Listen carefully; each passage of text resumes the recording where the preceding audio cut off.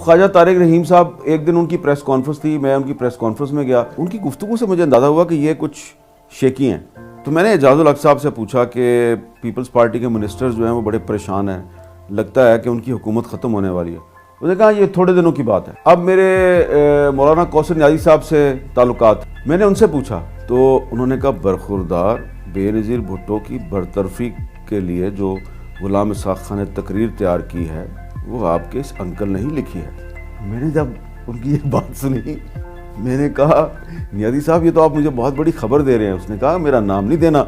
मैंने कहा अच्छा। मैंने कहा अब तो मेरा ट्रिपल चेक हो गया है, मेरे पास तो अब 3 सोर्स हो गए। तो उन्होंने पूछा कौन कौन से? मैंने कहा तारिक रहीम, एजाजुल हक और आप।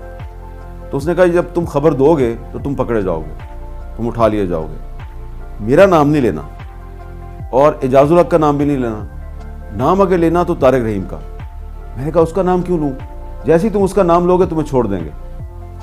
तो मुझे उनकी बात की समझ नहीं आई। जैसे ही मैंने खबर दी तो आधे पौने घंटे के बाद नीचे को लोग आ गए दफ्तर में। उन्होंने मुझे नीचे बुलाया, वो गाड़ी में डाला और ले गए। जब उन्होंने पूछना शुरू किया सोर्स बताओ, खबर का सोर्स बताओ, तो मैं जनाब वहाँ पर डट गया कि नहीं मैं सोर्स नहीं बताऊँगा और रिपोर्टर से आप सोर्स नहीं पूछ सकते। उसने एक किधर छापड़ लगाया मुझे। फिर उसने कहा इसके कपड़े उतारो।